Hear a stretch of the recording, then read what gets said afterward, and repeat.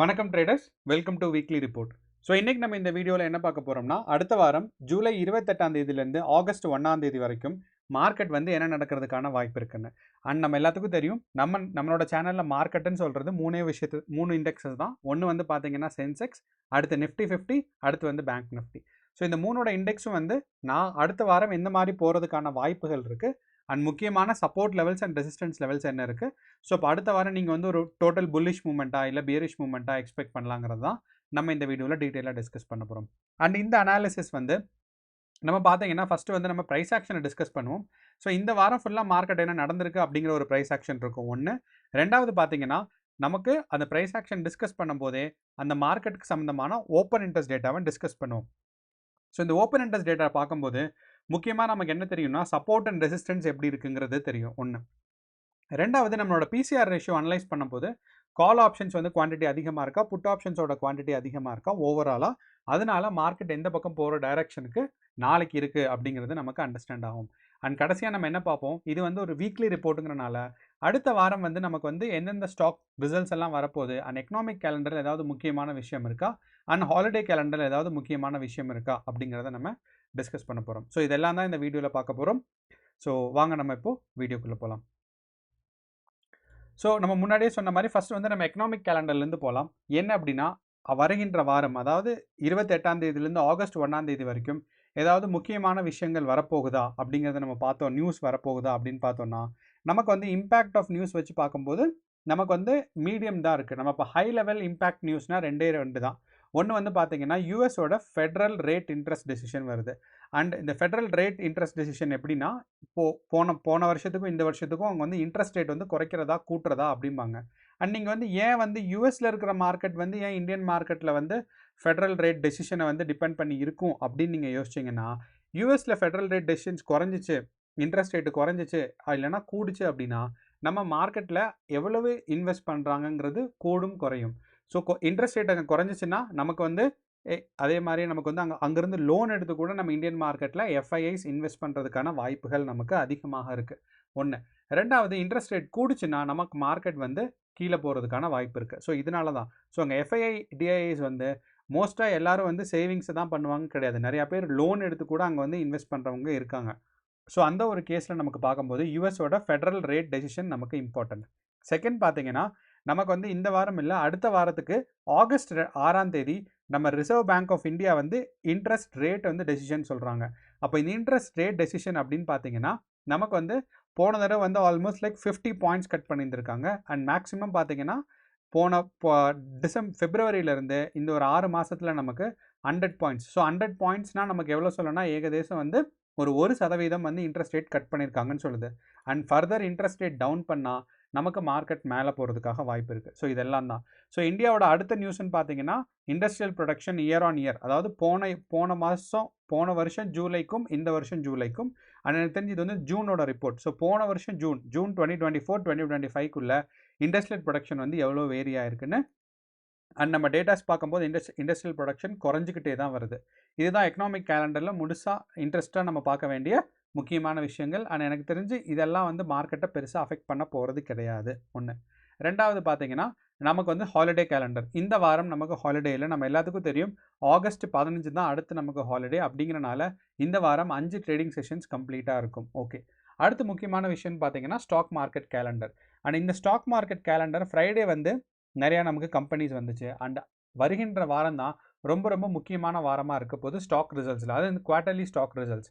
So Saturday பார்த்தீங்கன்னா இன்றைக்கி பார்த்தீங்கன்னா நமக்கு வந்து ஐடிஎஃப்சி ஃபர்ஸ்ட் பேங்க் இருக்குது, கொடாக் மஹேந்திரா பேங்க்ஸ் இருக்குது. ஸோ இம்பார்ட்டண்ட்டான முக்கியமான பேங்க்ஸ் இருக்குது ஒன்று.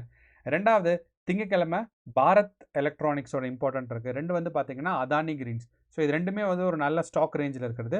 அடுத்து அதானியோட இன்னொரு இம்பார்ட்டண்ட்டான ஸ்டாக்கான அதானி டோட்டல் கேஸும் இருக்குது. ஸோ அதானி கிரீன்ஸ் இருக்குது. அவங்க வந்து க்ரீன் எனர்ஜியை ஃபோக்கஸ் பண்ணுறாங்க, சோலார் எனர்ஜி அண்ட் மற்ற எனர்ஜியிலே ஃபோக்கஸ் பண்ணுறாங்க. அதே மாதிரி அடுத்து பார்த்தீங்கன்னா டோட்டல் கேஸ் இருக்குது. இவங்க வந்து மைனிங் இல்லை, அவங்க வந்து பெட்ரோகெமிக்கல்ஸில் கான்சன்ட்ரேட் பண்ணுற ஆட்கள். ஸோ திங்கக்கிழமைன்னு பார்க்கும்போது நமக்கு இந்த அதானியோட 2 முக்கியமான ஸ்டாக்ஸ் இருக்குது. இது ரெண்டும் நிஃப்டி 50 அஃபெக்ட் பண்ணக்கூடிய ஸ்டாக்ஸ். அடுத்து முக்கியமான ஸ்டாக்ஸ் நிஃப்டி 50 அஃபெக்ட் பண்ணக்கூடியதுன்னு பார்த்தீங்கன்னா டிஎல்எஃப் இருக்குது. கெயில் இந்தியாவும் நமக்கு முக்கியமான ஸ்டாக்ஸ் தான். அடுத்து வந்து விப்ரோ. ஸோ விப்ரோ வந்து டிவிடெண்ட் தான் அனௌன்ஸ் பண்ணுறாங்க அண்ட் டிஎல்எஃப்பும் டிவிடெண்ட் தான் அனௌன்ஸ் பண்ணுறாங்க. பட் அதானியோட ஸ்டாக்ஸும் இண்டஸ் இந்தியாவோட ஸ்டாக்ஸும் என்ன பண்ணலாம்னா நிஃப்டி 50 அண்ட் பேங்க்கை வந்து நல்லாவே அஃபெக்ட் பண்ண முடியும். ஓகே, அடுத்து நமக்கு வந்து முக்கியமானது இண்டஸ்ட்ரியல் ஒரு ஒரு இதுன்னு பார்த்தீங்கன்னா நமக்கு ஃபார்மா கம்பெனிஸில் 2-3 ஸ்டாக்ஸ் வருது. அதே மாதிரி நமக்கு Asian paints, Larsen and Turbo இதெல்லாம் பார்த்தீங்கன்னா நிஃப்டி 50லேயே கொஞ்சம் இம்பார்ட்டண்ட்டான ஸ்டாக்ஸ். ஸோ அப்படிங்கிறனால NTPC is also important stock. அடுத்து வந்து bank of India which is so அப்போது இந்த வாரம் டியூஸ்டேவும் நமக்கு வந்து முக்கியமான ஸ்டாக்ஸ் வருது. அப்படியே நமக்கு போனோன்னா புதன்கிழமை பார்த்தீங்கன்னா டாடா ஸ்டீல்ஸோட ஸ்டாக் ரிசல்ட்ஸ் வரப்போகுது அண்ட் பஞ்சாப் நேஷனல் பேங்க்கோட இது வரப்போகுது. ஸோ எவ்ரிடே நமக்கு வந்து பேங்க்ஸும் நிஃப்டி 50யும் அஃபெக்ட் பண்ணுற மாதிரி வருது. அதே மாதிரி வியாழக்கிழமை பார்க்கும்போது சன் ஃபார்மாவோட stocks, TVS motor, Maruti India limited இவங்க எல்லாத்தோட ஸ்டாக்ஸும் வருது. Cholamandalam finance, Cholamandalam finance, Dabur India இவங்க எல்லாமே வந்து ரொம்ப இம்பார்ட்டண்ட்டானது. அம்புஜா சிமெண்ட்ஸ் இப்போ வந்து இது நம்ம அதானி தான் வாங்கியிருக்காங்க. அப்படிங்கிறனால அம்புஜா சிமெண்ட்ஸும் இருக்குது. அடுத்து வந்து பார்த்தீங்கன்னா கோல் இந்தியா. ஸோ முக்கியமான ஸ்டாக்ஸ் எல்லாம் வருது. ஸோ நீங்கள் இந்த ஸ்டாக்ஸ் எல்லாம் பேஸ் பண்ணி ட்ரேட் பண்ணுறதாக இருந்தால் கேர்ஃபுல்லாக பாருங்கள். அது மட்டும் இல்லாமல் நமக்கு வந்து அடுத்த வாரம் ஃப்ரைடே பார்த்தீங்கன்னா கோக்ரேஜ், ஐடிசி, டாடா பவர், ஸோ இது எல்லாமே இம்பார்ட்டண்ட்டான ஸ்டாக்ஸ் தான். ஸோ இப்போ கண்டிப்பாக ஒரு நாள் ஸ்டாக் ரிசல்ட்ஸை பேஸ் பண்ணியும் மார்க்கெட் ஃப்ளக்சுவேட் ஆகிறதுக்கான வாய்ப்புகள் ரொம்ப ரொம்ப அதிகமாக இருக்குது. ஸோ அப்படிங்கிறனால நீங்கள் இந்த ஸ்டாக் மார்க்கெட் கேலண்டர் இல்லைனா ஸ்டாக் ரிசல்ட்ஸ் கேலண்டர்னு சொல்லுவாங்க, அதையும் நீங்கள் ரெஃபர் பண்ணிங்கன்னா நம்மளோட ப்ரைஸ் ஆக்ஷனை தாண்டி நமக்கு கொஞ்சம் இம்பார்ட்டண்ட்டாக இருக்கும். ஸோ நமக்கு இந்த வாரம் வந்து ஸ்டாக் ரிசல்ட்ஸ் கேலண்டரையும் நம்ம வந்து ப்ரீ மார்க்கெட் இல்லைனா போஸ்ட் மார்க்கெட் ரிப்போர்ட்டில் டிஸ்கஸ் பண்ணலாம். ஓகே, ஸோ இப்போ நம்ம இதுதான் வந்து முக்கியமானது. ஹாலிடே இல்லை, இம்பார்ட்டண்ட்டான ஸ்டாக்ஸ் எல்லாம் இந்த வாரம் நமக்கு வந்து குவார்ட்டர்லி ரிசல்ட்ஸ் வரப்போகுது. அடுத்து வந்து எக்கனாமிக் கேலண்டரில் பெரிய நியூஸஸ் இல்லைன்னு சொல்லலாம். ஆர்பிஐயோட இன்ட்ரெஸ்ட் ரேட் டெசிஷனும் ஃபெடரல் இன்ட்ரெஸ்ட் ரேட் டெசிஷனும் தான். ஸோ அதுவும் நம்ம வந்து அன்னைக்கு நமக்கு வந்து 30ஆம் தேதி 6ஆம் தேதி நம்ம டிஸ்கஸ் பண்ணலாம். ஓகே, இப்போ நம்ம நேராக என்ன பண்ணிடலாம்னா ப்ரைஸ் ஆக்ஷனுக்கு போயிடலாம். ஓகே, போன வாரம் பார்த்தீங்கன்னா நமக்கு வந்து 21ஆம் தேதியிலேருந்து மார்க்கெட் வந்து எந்த நிலைமையில் இருந்துச்சு அப்படின்னு பார்த்தீங்கன்னா நல்ல வாலடைலிட்டி. நிஃப்டி 50 மட்டும் இல்லை, பேங்க் நிஃப்டி, சென்செக்ஸ் மூணுமே பார்த்தீங்கன்னா ஒரு நல்ல வாலடைலிட்டி. ஃபார் எக்ஸாம்பிள் நமக்கு வந்து இப்போது சென்செக்ஸை பார்த்தோம் அப்படின்னா, அண்ட் சாரி நான் வந்து ஒரு டார்க் மோட் ட்ரை பண்ணேன். ஸோ அப்படிங்கிறனால ஒரு டார்க் கலர் தீம் வச்சுருக்கேன். இன்கேஸ் வந்து உங்களுக்கு அண்டர்ஸ்டாண்ட் பண்ண கஷ்டமாக இருந்துச்சு அப்படின்னா நான் ஒரு சின்ன விஷயம் மட்டும் சொல்லிடுறேன். என்னென்னா கோல்டன் கலர் வந்து green candle and blue colour வந்து ரெட் கேண்டில். ஸோ அதை நீங்கள் கன்சிடர் பண்ணால் போதும். எந்தெந்த இடத்துலலாம் கோல்டு இருக்கோ அதெல்லாம் பார்த்தீங்கன்னா க்ரீன், மார்க்கெட் வந்து பாசிட்டிவாக போகிறதாக அர்த்தம். ஓகே, இப்போ நம்ம என்ன பண்ணலான்னா கொஞ்சம் நான் வந்து பின்னாடி போகிறேன். ஒரு 15 மினிட்ஸ் டைம் ஃப்ரேமில் வச்சுட்டு மார்க்கெட் 15 மினிட்ஸ் டைம் ஃப்ரேமில் வச்சுருக்கேன். அப்போ பார்த்தோன்னா 21ஆம் தேதி போன வாரம் திங்கக்கிழமையில் ஆரம்பித்தது கரெக்டாக பார்த்தீங்கன்னா வியாழக்கிழமை எக்ஸ்பைரி டே அன்றைக்கி ஆல்மோஸ்ட் டாப்பில் இருந்துச்சு. எக்ஸ்பைரி டேக்கு புதன்கிழமை முடியும் போது அண்ட் எக்ஸ்பைரி டேலேருந்து பார்த்தீங்கன்னா கீழே. ஸோ அப்போது 2 நாள் மேலே, திங்கள், செவ்வாய், புதன் 3 நாள் மேலே போயிட்டு வியாழன், வெள்ளி கீழே வந்துருச்சு. ஸோ ஆல்மோஸ்ட் நமக்கு வந்து போன வாரம் எந்த இடத்துல ஸ்டார்ட் ஆச்சோ அதை விட கீழே தான் நம்மளோட சென்செக்ஸ் இருக்குது. அண்ட் நம்மளோட நிஃப்டி 50யும் பார்த்தீங்கன்னா போன வாரம் எங்கே ஸ்டார்ட் ஆச்சோ 21ஆம் தேதி திங்கக்கிழமை எங்கே ஸ்டார்ட் ஆச்சோ அங்கேருந்து புதன்கிழமை வரைக்கும் ரைஸ் ஆகிட்டு and down side market. So கொஞ்சம் வந்து கீழே இருக்குன்னு சொல்லலாம். அண்ட் இந்த கொஞ்சம் கீழே போனது வெள்ளிக்கிழமை தான் கீழே போயிருக்குங்கிறத நான் வச்சுக்கணும். ஆனால் நமக்கு வந்து இந்த ரெண்டையும் தாண்டி பேங்க் நிஃப்டி பார்த்தோம் அப்படின்னு பார்த்தீங்கன்னா போன வாரம் எங்கே ஸ்டார்ட் ஆச்சுன்னா ஆல்மோஸ்ட் லைக் 56,300 ஸ்டார்ட் ஆயிருக்கு. பட் இந்த வாரம் நமக்கு வந்து வீக்லி க்ளோஸ் பார்த்தீங்கன்னா இதை விட அதிகமாக இருக்குது. அப்போ இது ரொம்ப முக்கியமான விஷயம் நமக்கு பேங்க் நிஃப்டியில். ஸோ அப்படிங்கும்போது நமக்கு இந்த 3 இண்டெக்ஸஸையும் வச்சு பார்க்கும்போது பேங்க் நிஃப்டி தான் இந்த வாரம் வந்து க்ளோசிங் வந்து டாப்பில் இருக்குது. வேற நிஃப்டி அண்ட் சென்செக்ஸ் பார்த்தீங்கன்னா க்ளோசிங் வந்து கீழே தான் இருக்குங்கிறத நம்ம ஞாபகம் வச்சுக்கணும். ஓகே, அடுத்து நம்ம ப்ரைஸ் ஆக்ஷனில் முக்கியமாக பார்க்க போகிறது என்ன அப்படின்னு பார்த்தீங்கன்னா நம்மளோட சப்போர்ட் லெவல்ஸ். ஸோ அப்போது போன வாரம் பார்த்தீங்கன்னா நமக்கு வந்து இந்த சென்செக்ஸை பொறுத்தளவு 82,500ங்கிற ஒரு முக்கியமான சப்போர்ட்டை டெஸ்ட் பண்ணிவிட்டு அங்கேருந்து மார்க்கெட் டவுன்ஃபால் ஆயிடுச்சு. அண்ட் டவுன்ஃபால் ஆகும்போது என்ன பண்ணுச்சுன்னா நம்மளோட 81,600ங்கிற சப்போர்ட் போன வாரம் திங்கக்கிழமை இருந்த சப்போர்ட்டை பிரேக் பண்ணி மார்க்கெட் வந்து சென்செக்ஸ் கீழே வந்திருக்கு.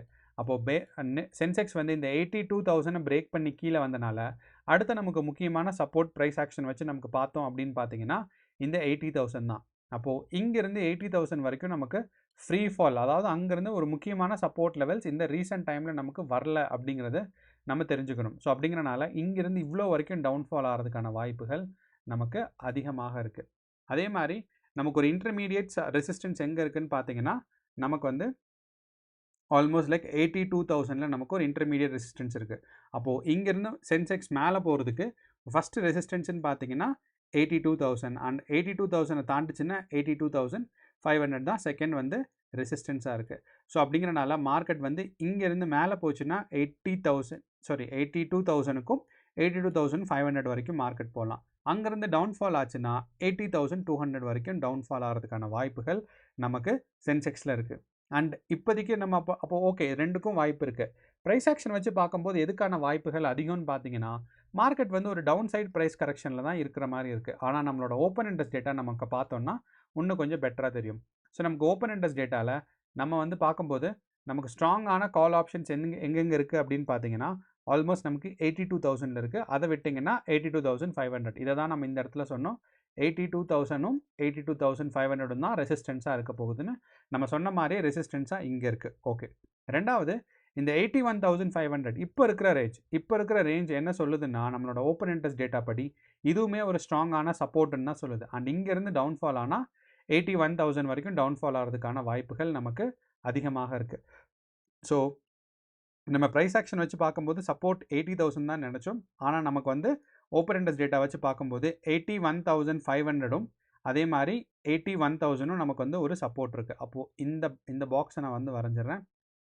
ஸோ 81,000க்கு 81, ஸோ இது வந்து 81,000, மேலே வந்து 81,500. ஓகே, அப்போது நான் அடுத்த வாரம் ஸோ திங்கக்கிழமை மார்க்கெட் ஓப்பன் ஆகும்போது சென்செக்ஸ் வந்து இல்லைனா திங்கள் செவ்வாய்னே சொல்லலாம், இந்த பாக்ஸை ஃபஸ்ட்டு பிரேக் அவுட் பண்ணால் தான் அதுக்கப்புறம் மேலே இருக்க ரெசிஸ்டன்ஸ்க்கு போக முடியும். ஸோ அப்போ திங்கக்கிழமை ஓப்பன் ஆகும்போது நமக்கு கேப் அப் வந்துச்சு, கேப் அப்பில் ஓப்பன் ஆச்சு அப்படின்னா மார்க்கெட் வந்து நமக்கு 82,000 போகும் அப்படிங்கிற பாசிட்டிவ் நமக்கு வைக்கலாம்.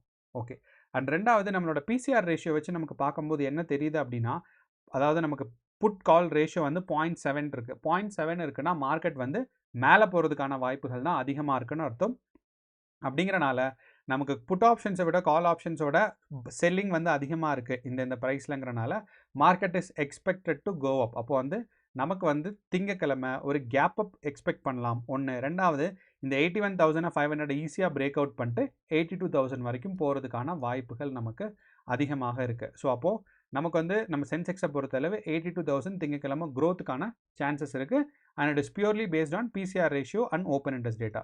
என்னை வச்சு நான் ப்ரைஸ் ஆக்ஷன் வச்சு கேட்டேன் அப்படின்னா மார்க்கெட் வந்து டவுன்ஃபால் எக்ஸ்பெக்ட் பண்ணுறது தான் என்னோட ப்ரைஸ் ஆக்ஷன். ஆனால் நம்ம வந்து ஆப்ஷன்ஸில் தான் ட்ரேட் பண்ணுறோம். அப்படிங்கிறனால ஆப்ஷன்ஸில் செல்லிங் வந்து இம்பார்ட்டண்ட்டாக இருக்கும். ஸோ அந்த ஆப்ஷன் செல்லிங் வந்து நமக்கு பார்க்கும்போது மார்க்கெட் வந்து அப்சைட் போகிற மாதிரி தான் இருக்குது. அண்ட் நமக்கு வந்து திங்கக்கிழமை மார்க்கெட் ஓப்பன் ஆகிறதுக்கு முன்னாடி இது எப்படி அண்டர்ஸ்டாண்ட் பண்ணலான்னா, கிஃப்ட் நிஃப்டி வந்து பார்த்தீங்கன்னா மார்க்கெட்டோட ப்ரீவியஸ் க்ளோஸ் 25ஆம் தேதி நமக்கு வந்து 3 மணிக்கு க்ளோஸ் ஆகும்போது எந்த ப்ரைஸில் இருந்துச்சோ அந்த ப்ரைஸ்க்கு நமக்கு கிஃப்ட் நிஃப்டி ரெக்கவர் ஆயிடுச்சு அப்படின்னா, ஸோ 25ஆம் தேதி 3:30க்கு நமக்கு க்ளோஸ் ஆகும்போது ஆல்மோஸ்ட் நமக்கு 24,800 இருந்திருக்கு. ஸோ 24,800 அண்ட் அங்கேருந்து மார்க்கெட் ரொம்ப சரிவில் போகலை, டவுன் சைட் போனது ரெக்கவரி ஆயிடுச்சு. ஸோ அப்படிங்கிறனால இப்போ வந்து நமக்கு கிஃப்ட் நிஃப்டி க்ளோஸ் தான். திங்கக்கிழமை 6 மணிக்கு கிஃப்ட் நிஃப்டி ஓப்பன் ஆகும். ஸோ அப்போ நமக்கு மார்க்கெட் பாசிட்டிவாக இருக்குங்கிறத நம்ம திங்கக்கிழமை 6 மணிக்கு ஓப்பன் ஆகும்போது ஈஸியாக தெரிஞ்சுக்கலாம். So it is expected to go up. அப்போ Sensex is expected to go அப்னா நமக்கு எல்லாம் தெரியும், இந்த ஒரு லாஸ்ட் 2 வீக்ஸாக நமக்கு நிஃப்டி 50யும் சென்செக்ஸும் ஒரே மாதிரி தான் ப்ரைஸ் ஆக்ஷன் போயிட்டுருக்குன்னு. ஸோ அப்படிங்கிறனால அடுத்து நம்ம என்ன பார்க்கலாம்னா, நம்மளோட நிஃப்டி 50யும் எக்ஸ்பெக்டட் டு க்ரோ அப் இருக்கலாம். அண்ட் நிஃப்டி 50யோட நமக்கு முக்கியமான சப்போர்ட்டுன்னு பார்த்தீங்கன்னா 25,000 தான் முக்கியமான ரெசிஸ்டன்ஸ். அங்கேருந்து மார்க்கெட் டவுன்ஃபால் ஆகுதுன்னா நமக்கு வந்து 24,600 இல்லைனா 24,500 ரேஞ்ச் இருக்குது பாருங்கள், இந்த ரேஞ்ச் தான்.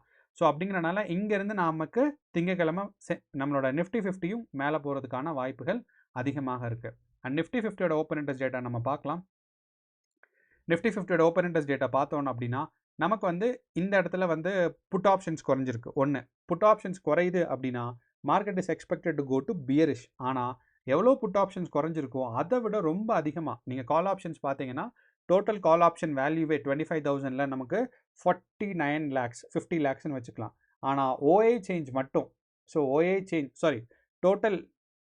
டோட்டல் கால் ஆப்ஷன் இந்த குவான்டிட்டியில் பார்த்தீங்கன்னா 1.45 crores இருக்குது 25,000ல். ஆனால் அதே வந்து எவ்வளோ வந்து நேற்று இன்க்ரீஸ் ஆகிருக்கு, நேற்றைய மார்க்கெட்டை பொறுத்தளவு வெள்ளிக்கிழமை எவ்வளோ இன்க்ரீஸ் ஆகிருக்குன்னு பார்த்தீங்கன்னா 95 lakhs. ஸோ மோர் தென் 60% வந்து நமக்கு வந்து வெள்ளிக்கிழமை இன்க்ரீஸ் ஆகிருக்கிறனால நம்ம இங்கேயும் நிஃப்டி 50லையும் மேலே போகிறதுக்கான வாய்ப்புகள் அதிகமாக இருக்குது.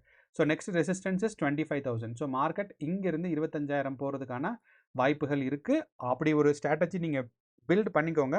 அண்ட் இதோட கன்ஃபர்மேஷன் நமக்கு கிஃப்ட் நிஃப்டி காலையில் 6:30க்கு ஓப்பன் ஆகும்போது தெரியும் திங்கக்கிழமை. ஸோ அப்போது நமக்கு Nifty 50 is also expected to go up அப்படிங்கிறத நம்ம தெரிஞ்சுக்கிட்டோம். ஓகே, மூணாவதாக பார்த்தோன்னா நம்மளோட bank Nifty data. And bank Nifty data நமக்கு வந்து ஏற்கனவே ரேஞ்ச் பவுண்டாக தான் இருக்குது. நமக்கு ஒரு இன்ட்ராடேயில் பார்க்கும்போது நல்ல மூவ்மெண்ட்ஸ் கிடைச்சாலும் நான் வந்து போன வாரத்தை ஃபுல்லாக பார்த்தேன்னா இங்கேருந்து இந்த ரேஞ்சுக்குள்ளே தான் மார்க்கெட் வந்து மூவ் ஆயிருக்குன்னு சொல்லலாம். ஸோ நான் 15 மினிட்ஸ் டைம் இன்ட்ராடேயில் பார்க்கும்போது எனக்கு டெய்லி வந்து வாலட்டிலிட்டி இருக்குது. ஆனால் நமக்கு 3 மார்க்கெட்டுமே போன வாரத்தை கம்பேர் பண்ணும்போது ஆல்மோஸ்ட் ஒரு ரேஞ்ச் பவுண்ட் மார்க்கெட்டாக தான் இருந்திருக்கு. ஒரு லோவர் சைடு, ஒரு ஹையர் சைடு. மேலே எங்கே போச்சோ அதே ரேஞ்சுக்கு திருப்பி வந்திருக்குன்னு தான் நம்ம சொல்ல முடியும். ஸோ இதை வச்சு நமக்கு பார்க்கும்போது நம்மளோட bank Nifty is almost close to all time high.